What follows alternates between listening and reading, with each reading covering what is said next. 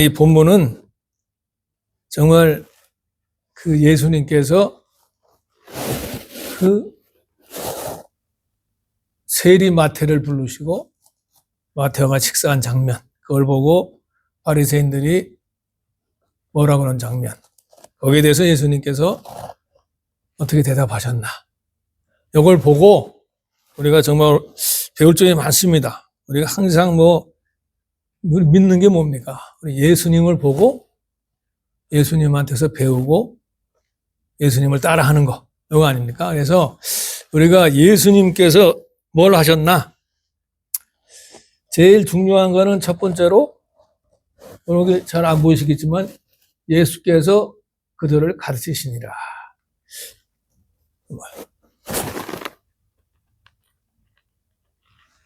가르치시는 게 예수님의 사역의 아주 첫 번째예요. 우리는 예수님께서 복음 전파하시고 그 병자 고치시고 그런 거에만 더 신경 쓰는데, 사실은 가르치는 게 제일 먼저 나와요. 가르치시니라. 그래서 우리가 보면은, 이건 우리 박사모 보입니까? 예수께서 온 갈릴리에 두루 다니사 그들의 회당에서 가르치시며 천국 복음을 전파하시며 백성 중에 모든 병과 모든 악한 것을 고치시니. 여기 작아서 보는데 약한 것인데, 가르치시며, 어쨌든 감사합니다. 아멘. 가르치시며가 회장에서 가르치시며, 그 다음에 복음 전파하시며 모든 것을 고친다. 그래서 우리 보면 이 가르치시는 게 참 중요한 걸 알 수 있어요. 예수님께서 우리에게 가르친다. 그 뭡니까? 우리가 예수님께로부터 배우는 거를 항상 이게 이렇게 염두에 둬야 돼요. 항상. 그래서 우리가 무슨 제자 훈련을 왜 합니까? 제자 훈련도 예수님의 가르침을 받기 위한 거 아니에요. 그래서 나는 가르침을 잘 받겠다, 이런 마음으로 제자 훈련을 해야 된다, 받아야 된다. 그래서 어떤 우리 유명한 교회에서는, 제자 훈련을 열심히 하는 교회에서는 표가 배우든지 가르치든지 두 가지예요. 그러니까 예수님이 가르치고 우리 열심히 배워야죠. 또 우리가 배웠으면은 배운 걸 가지고 또 우리도 우리 약한 사람들을 가르치는, 이걸 해야 된다 이겁니다. 그래서 항상 이 가르침을 받겠다, 배우겠다, 이걸 항상 잊지 마시고, 또 내가 배우고 나서는 그걸 또 나도 남에게 가르치겠다, 이 자세, 이걸 항상 잊지 말아야 됩니다. 근데 알페오의 아들 레위는 세리였죠, 세리. 근데 마태복음에는 마태라고 돼 있었죠. 그래서 보면 요거는 또 권사님 보이십니까? 예.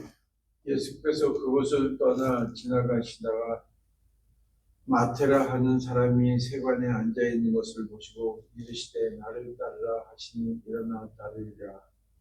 똑같은 케이스인데 여기서는 마태라 하는 사람이 세관에 앉았다. 그러니까 우리가 레위나 마태나 똑같은 이름을 알 수 있죠. 그러니까 우리가 예수님 시대에 이 이름이 많은, 여러 가지 사람이 많았어요. 2개가 아니라 3개, 심지어는 4개까지 될 수도 있죠. 그러니까 세리나 마태나 같은 거다. 근데 참 세리들은 여러분도 아시다시피 우리 일제시대 때 그 매국노처럼 완전히 사람들에게 지탄과 질책을 받는 아주 나쁜 사람들이었죠. 그 사람들은 완전히 정부에서 이렇게, 그래서 만 원을 걷어라 그러면 5만 원 정도 걷어갖고 4만 원 자기가 먹고, 이러니까 아주 그냥 사람들이 미워했죠. 그래가지고 그게 어떤 결과를 가져오냐면, 그래서 너무 이 세리들은 사람들이 너무 미워해가지고 세리는 어디서 증인이 될 수 없었어요. 그러니까 사람 치고는 증인이 될 수가 없는 거예요. 그리고 당연히 재판관들 될 수 없고. 그러니까, 그리고 사람은 회당에 들어가잖아요. 회당에도 못 들어가요. 하나님께로 갈 길도 막히는. 그러니까 사람으로부터 본인은 뭐 잘 먹고 잘 살지 모르지만 사람들한테서는 완전히 예? 그게 되는 거예요. 그래서 그런 사람을 예수님이 부르셨잖아요. 그럼 거기서 우리가 뭘 배워야 됩니까? 예수님께서 그런 사람을 배우셨는데 우리는 또 얼마나 이렇게 사람을 자격 있는 걸 따지고 이렇게 차별하고 그렇게 부르기는커녕 상대도 안 하려고 그러잖아요. 그래서 이걸 정말 우리가 예수님으로도 배워야 됩니다. 그러면은 우리가 마태가 부름을 받았는데 마태는 세리죠.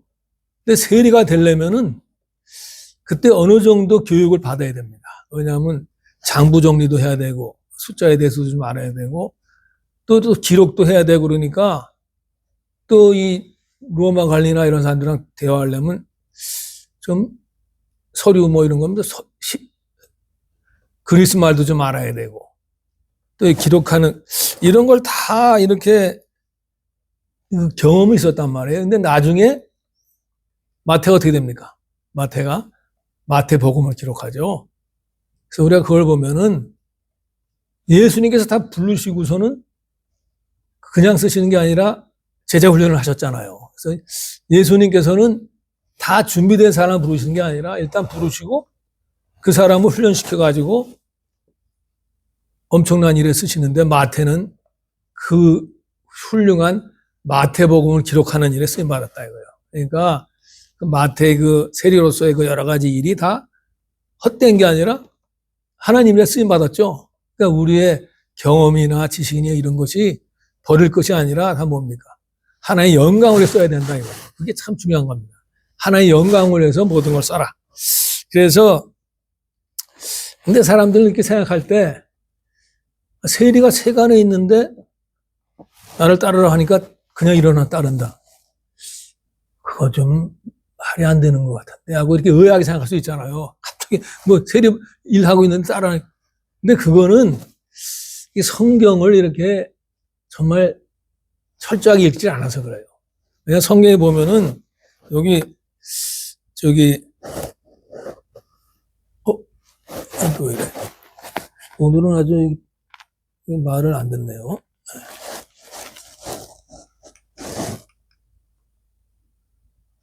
여기 보면은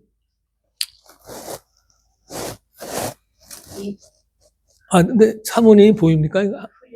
뭐죠? 그러면 박사모가 또 이 12를 세우셨으니 시몬에게는 베드로란 이름을 더하셨고 또 세베대의 아들 야고보와 야고보의 형제 요한이니 이들에게는 보아너게 곧 우레의 아들이란 이름을 더하셨으며 또 안드레와 빌립과 바돌로메와 마테와 도마와 알페오의 아들 야고보와 및 다데오와 가나나인 시몬이며 또 가룟 유다니 이는 예수를 판 자더라. 아멘. 감사합니다. 여기 보면은 예수 12제자가 나오는데 여기도 뭐야? 알페오의 아들 야고보. 재밌죠? 알페오 아들 마태인데 알페오 아들 야고보가 나온단 말이에요. 그래서 여기서 보면 야고보하고 마태가 형제구나. 심지어는 이렇게 같이 나오죠. 다데오하고 가나나는 이거 열심당원 시몬이 같이 나오죠. 요게 또 사람들이 추측하는 거를 이게 이렇게 야고보하고 요한이 같이 나오듯이 이것도 또 다 형제 아니냐 이렇게 추측하는 사람도 있어요. 그러면 그 전승에 의하면은 이 알페오 아들이 4명이 예수님의 제자가 된 거예요. 보통 일이 아니죠. 그리고 또 전승에 의하면은 이 알페오의 부인이 마리아의 자매였다. 이런 전승도 있어요. 그러니까 어떻게 보면 사촌이죠, 사촌. 그러니까 이게 성경에 우리가 옛날에 우리가 봤듯이 마태를 부르고 야고보와 요한을 부를 때 나를 따라 하니까 그냥 따랐잖아요. 근데 우리가 그때 불렀나 했더니 그게 아니고 그 전에 이미 예수님하고 다 교류가 있었잖아요. 이것도 마찬가지예요. 그러니까 다 우리가 느끼는 게 갑자기 따라한 게 아니라 다 예수님과 이렇게 다 그 전에 다 교류가 있었다. 근데 그때 딱 부르시니까 따라갔다. 이렇게 부르면은 성경에 있어서 오해 안 하고 다 이해하게 되는데 다 이렇게 읽지를 않으면 꼭 좀 이상하다. 뭐 이렇게 그런 생각을 버리라. 항상 성경에 어떻게 모든 걸 다 쓸 수 있습니까? 요한도 그랬잖아요. 다 쓰면은 이 천지도 그 쓴 걸 다 기록할 수 없다. 그런 마찬가지로 성경에 안 쓴 게 많기 때문에 이렇게 성경에 나타난 것만 보고 오해하지 말고 왜 그런가 이렇게 묵상하고 연구하는 필요는 있어요. 그래서 그래서 이렇게 그랬구나. 근데 그 다음에 이제 마태가 이렇게 부르심을 받고 친구들을 초대했잖아요. 이건 참 우리도 참 마태한테 배울 점입니다. 우리가 예수님 믿고 그 기쁨으로 사람들을 초대하고 예수님을 소개하고 뭐 이래야 되는데 이게 지금 잘 안 되는 거고 좀 회개할 부분입니다. 그래서 우리가 그렇게 좀 마태한테 배워야 되겠고, 근데 여기서 예수님 시대에 뭐 지금도 그래요. 유대인들은 이 먹는 걸 굉장히 소중히 여겼거든요. 그러니까 먹는 거를 자기랑 이렇게 비슷한 사람들, 이렇게 유대 사람들이랑 먹었지, 이방인하고는 먹을 생각도 안 했고, 당연히. 뭐, 세리하고 죄인하고 먹는다? 이거는 납득이 안 가는 얘기예요.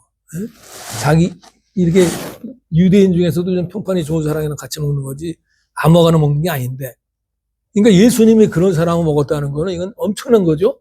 그래서 우리가 여기서 그 예수님께 예수님께서 얼마나 자신을 낮추셨나. 예수님이 세리와 죄인과 같이 되신 거 아니에요. 그러니까 그런 걸 우리가 배워야 돼. 우리가 전도하려면은 뭔가 좀 우리를 낮춰야지. 다 거기야 범죄는 절대 전도가 안 된다. 그래서 그러니까 이제 바리새인들이 세리하고 죄인하고 먹는다고 이렇게 질책성 발언을 한 게 이해가 되죠. 근데 예수님 뭐라고 하십니까? 예수님은 나는 의사가 병자를 고치듯이 나는 의인을 부르러 온 것이 아니라 죄인을 부르러 왔다.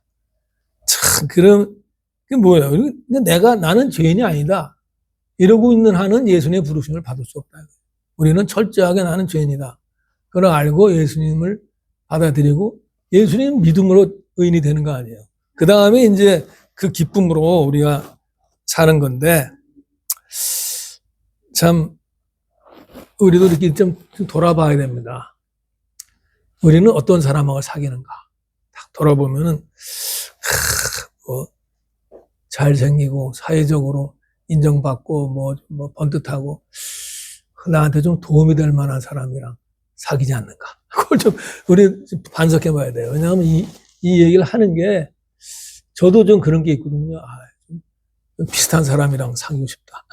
비슷한 사람이랑 교회를 만들고 싶다. 이런 마음이 있단 말이에요. 그걸 저는 회개하는 겁니다. 예수님은 세리와 죄인하고도 막 식사하시고, 사귈 정도가 아니라 식사까지 하신다는 건 완전 동일시하는 거예요. 이런 식도 이렇게 하셨는데, 우리는 뭐 이렇게 사람을 이렇게 차별하고, 너는 나랑 사귈 수 없어. 뭐 이러고.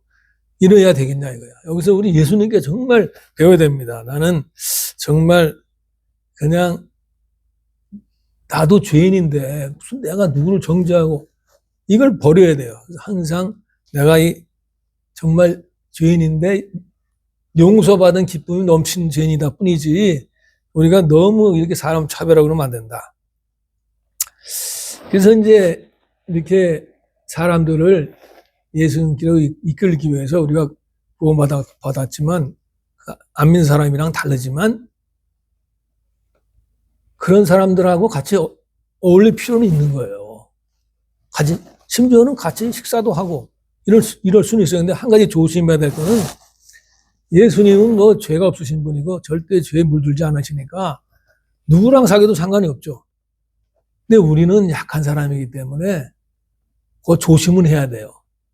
그러니까 내가 혹시 안 믿는 사람의 그 나쁜 행위가 또 같이 어울리면서 거기 그런 걸 내가 좋아하지 않는가 돌아봐야 된다. 내가 그런 사람들한테 영향을 받을 수가 있어요. 왜냐하면 그러니까 여기는 뭐 초신자가 없지만 초신자들이 믿고 신나가지고 그 옛날에 사귀던 나쁜 친구들을 전도해야 되겠다고 갔다가 도리어 걔네들한테 물들어갖고 다시 그럴 수가 있다 이거예요. 그러니까 처음에는 이렇게 그래서 그런 사람들 끊는 것도 필요해요, 사실은. 그러다가 이제 나중에 예수님 믿고 믿음이 튼튼해져 갖고 강력할 때 그 사람들을 만나가지고 다시 전도할 수가 있는 거죠. 그래서 우리가 그걸 조심해야 됩니다. 근데 오늘 제일 좀 제가 강조하고 싶은 얘기는 참 이 바리새인으로부터 바리새인들을 우리가 반면 교사로 삼아야 되겠다. 네? 바리새인들은 그 정말 훌륭하신 예수님을 비판했잖아요. 왜 비판했습니까? 예수님이 죄인이랑 사귄다고.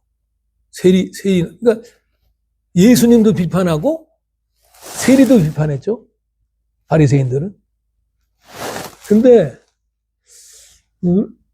우리도 그렇고 저도 그렇고 이게 믿기 전에는 우리가 사탄의 지배하에 있었잖아요. 그래가지고 사탄이 하는 일을 우리가 하는 거예요. 항상 비판하고 지적하고. 그러면 어떻게 됩니까? 그러면 인생이 미저러 버려지는 거죠. 믿는다고 하면서도. 그래서 우리가 이 오늘의 가장 주제는 패러다임을 바꾸자. 우리의 패러다임은 그저 비판하고 정죄하고 꾸짖고 뭐 이러는 패러다임인데 예수님의 패러다임을 배우자. 예수님 어떻게 했습니까? 그런 사람들을 불쌍히 여기고 도와주고 동정해주고 이렇게 이끌어주고 이런 패러다임이잖아요. 그래서 참 저로 말씀드려도 저는 어려서부터 이렇게 비판하는 게 몸에 뱄어요, 저도. 그래가지고 그게 아내하고 부부 생활할 때도 조금 뭐 내가 잘못한 것 이 사람이 잘못한 것 같으면 화내고 그래서 서로 싸우고 막 이렇게 된단 말이에요. 그래서 참 이 설교 준비하면서 이 예수님의 패러다임을 배워야 되는데 내가 왜 이렇게 자꾸만 실패하나 회개를 했죠. 이 사람이 이제 한국 갔다 왔잖아요. 열흘 한국 갔다 왔는데 그 갔다 온 사이에 좀 뭐 아내를 그리워하는 마음도 좀 있고 지금 딱 다시 만나니까 반갑고 서로 그냥 깨가 쏟아지는 그런 순간인데 사탄이 그걸 보겠습니까? 사탄이 또 그 막 서로 좋아가지고 막 그러고 있는데 싸운 게 뭐야? 내가 또 지적을 한 거예요. 이게 뭐야 하고 하다가 또 서로 서먹서먹 하다가 내가 회개하고 미안하다고 그러고 이 사람 하는 얘기가 저는 병 주고 약 주고 약이 항상 제가 회개하는 게 약을 주기 전에 병을 주지 말자. 그래가지고 내가 정말 요번에는 정말 해야 되겠다. 근데 그런 일이 또 생겼어요. 요번 주에. 그런데 딱 깨어 있어야 되겠다. 깨어 있어야 되겠다. 그래가지고 이건 사탄의 장난이다. 그래가지고 딴테 같으면 또 화내고 소리 지르고 막 이래야 되는데 제가 그냥 그래도 조금 화낸 걸 좀 회개하는데 왜 이랬냐? 그러니까 이 사람이 또 자기 나름대로 얘기를 하더라고요. 근데 제가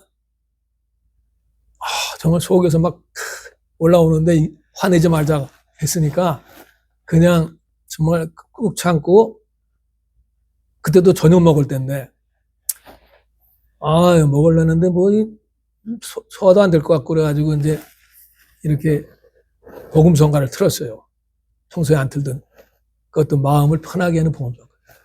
그거 진짜 효과가 있어요. 복음성가를 들으면서 복음성가를 들으면서 이제 처음에는 안 되지만 점점점 다 그러면서 제가 이제 전에처럼 이거 그냥 나가서 사람들한테 다 얘기하고 싶은 거예요. 이거 너무 억울하다. 그러니까 화가 막 더 나는 거죠. 이건 누가, 그런데 오늘 내가 다 뭐, 죄짓 맡은 우리 구주 뭐, 주께 아뢰라. 이게 다 찬송이 다 나온 이유가 그때 기도를 해야 된다 이거예요, 우리가. 예? 아, 하나님께서 기도해라고 하시는구나. 그래서 내가 사람한테 얘기하려고 그러기 전에 기도를 했어요. 하나님 아버지. 이 상황을 하나님께서 아시는데, 자, 기도를 하니까 하나님께서 뭐라고 그러시냐면, 네 아내 말도 맞다. 이러니까. 그러니까 내가 나는 옳고 이 사람은 틀렸고 이 사람은 아유 형편없다 이렇게 생각하면 화가 나는데 기도하니까 네 아내 말도 맞다 그러니까 아 이거 둘 다 맞는 건데 내가 너무 쓸데없이 그랬구나. 그래가지고 이 화가 싹 가라앉고 또 복음 전가가 계속 나오면서 막 네가 먼저 뭐 용서하고 뭐 이런 얘기들 계속 나오고 그러니까 싹 가라앉았어요. 그래서 소화도 잘 되고. 그래서 제가 너무 기뻤던 게 계속 실패했는데 내가 이렇게 정말 앞으로 이렇게 정말 한번 이겨보겠다고 이렇게 딱 깨어 있으니까 되더라 이거예요.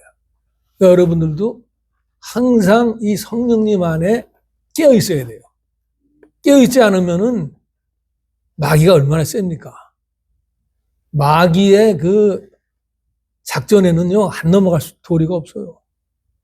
저도 완전히 넘어갈 뻔 하다가, 그 화 참는 거 얼마나 어렵습니까? 그거 정말. 한번 화내면 쉬운데, 그거를 참으니까 괴롭더라, 이게. 근데 그거를 정말 내 하나님의 말씀대로 정죄하는 패러다임이 아니라 이해하고, 정말 도와주고, 격려하고, 위로하고, 이런 불쌍히 여기고 이런 패러다임으로 나가니까 이길 수 있었다 이거예요. 그래서 우리가 이제 오늘 부르고 우리 패러다임을 완전히 그 전에 다 바꾸셨겠지만 완전히 바꾸자. 완전히 바꿔갖고 너는 틀리고 나는 맞다가 아니라 둘 다 틀리고 둘 다 맞다. 이런 하나님만이 옳으시다. 이런 마음으로 그 예수님의 패러다임으로 불쌍히 여기고 이해하고 이런 도와주고 격려하고 이런 패러다임으로 나가면 된다. 그 패러다임이 뭐냐? 결국은 나 중심이냐 남 중심이냐 이거다. 하나님 중심이냐. 그러니까 전의 패러다임은 비판하고 뭐 이러는 건 다 나 중심 내가 올 거다 이런 패러다임이고 예수님의 패러다임은 남 중심이죠. 남을 위해서. 우리는 그냥 조금 더 손해 안 보려고 하는 거예요. 내가 손해 보면 안 되니까 나 중심으로 생각하니까 이렇게 되는 건데 상대방 중심으로 하면 어떻게? 내가 손해 볼 수 있죠. 나도 상대방 중심, 남을 위해서 이런 패러다임으로 나가면은 이게 다 부부관계뿐만 아니라 우리 인간관계가 도와져요. 그래서 바리새인이 예수님도 비판했지만 세리나 죄인이랑 먹는다고 세리를 비판했잖아요. 두 사람을, 두 그룹을 비판한 거예요. 나랑 비슷한 사람들 비판하고, 나랑 틀다고 생각해서 비판하고. 그러면 우리는 뭡니까? 우리도 이렇게 나랑 비슷한 사람 비판한 거 관두고, 예수님의 패러다임을 하고, 나랑 완전히 틀리다고 생각하는 사람들하고도 그 사람 대화할 때도 그런 패러다임으로 돼야 된다. 예를 들어서 우리가 무슨 홈리스라든가 동성연애자들이나 이런 사람들을 비판할 게 아니고 불쌍히 여겨줘야죠. 불쌍하다. 정말 죄에 빠져서 아니면 여러 가지 경제적으로 힘들다. 그리고 이해하고 동정하는 마음 그리고 어떻게 하면 도와줄까. 이렇게 내가 좀 돈을 손해본다, 뭘 손해보고 시간을 그러더라도 남을 위해서 그러한 하는 그런 패러다임으로 나갈 때 우리가 진정한 크리스찬이 되는 거죠. 참 그건 쉽지가 않습니다. 그렇지만 우리가 항상 깨어서 그렇게 나가야 된다. 그래서 이제 그러면 어떻게 우리가 그런 패러다임을 살 수 있나? 딴 거 없죠. 항상 하는 성령 충만해야 된다. 내가 성령 충만하면 그렇게 할 수 있어요. 그럼 뭐냐? 성령 충만하기 위해서 어떻게 해야 되느냐? 기도를 해야 돼, 기도. 성경 말씀도 읽어야 되지만, 기도하는데, 우리가 기도를 항상 뭐 주시옵소서, 이것만 할 게 아니라, 하나님, 우리가 정말 기도할 때, 그 예수님의 패러다임으로 살게 도와주시옵소서. 그런 마음을 주시옵소서. 예수님의 마음을 주시옵소서. 이렇게 좀 하나님을 닮는, 예수님을 닮는 그런 기도의 방향을 조금, 우리 전에까지는 이거 해주시고, 저거 해주시고, 이랬다면은, 안 그랬던 사람은 지금부터라도 내가 예수님을 닮을 수 있게, 예수님을 따라갈 수 있게, 그런 예수님만 바라보는 그런 마음, 그런 패러다임을 가질 수 있게 도와주시옵소서. 그렇게 기도해야 되는 겁니다. 그래서, 이제 적용으로 여러분이 이제 앞으로 가까운 사람하고도 물론 그런 패러다임을 해야 되지만, 부부관계뿐 아니라 부모, 자식 관계, 형제 관계, 이웃 관계 다 해야 되지만, 특별히 내가 생각할 때, 쟤는 좀 틀렸다. 쟤는 좀 삶이 아니다. 이런 사람 혹시 있습니까? 여러분 주위에? 저도 있고 여러분도 있을지 모르는데, 그런 사람을 여태까지 쟤는 안 된다. 그런 비판적인 패러다임으로 봤다면은, 오늘부터 그 예수님의 패러다임, 그게 잘 안 되면 기도를 하라고 그랬죠. 기도하고 예수님과 해갖고 그런 사람을 다 품을 수 있는, 내가 정말 불쌍해지고 그런 사람에서 눈물 흘리고 정말 어떻게 하면 도와줄까, 어떻게 하면 격려하고 위로하지. 우리는 막 비판하고 이러는 거는 잘하는데 격려하고 위로하고 정말 같은 마음이 돼주고 이런 게 약하단 말이에요. 그런 걸 해갖고 여러분 그런 사람을 한번 생각해 보시고 그런 사람을 위해서 한번 해봐야 되겠다. 이렇게 하면은 뭐 적용이 됩니다. 그래서 저도 이제 누가 지금 생각나서 지금이 아니라 벌써 생각나고 있는데, 여러분들도 항상 우리가 예수님은 배우는 데서 끝나지 않고 꼭 따라서 하자. 그렇게 해야 되겠어요. 그래서 1분간 이제 기도하는데, 참 우리도 가르침을 받고 배우고 또 남을 가르치자. 그리고 우리도 정말 안 믿는 사람들을 좀 초대하고 이렇게 좀 마음을 열고 집을 열자. 이런 마음 좀 쉽진 않아요. 초대가 힘들면은 식당이라도 좀 초대하자. 뭐 이런 마음. 그리고 또 이렇게 내가 어떤 사람을 내가 이제 이렇게 접근할 것인가. 내가 예수님의 패러다임을 살 수 있도록 1분간 기도하겠습니다.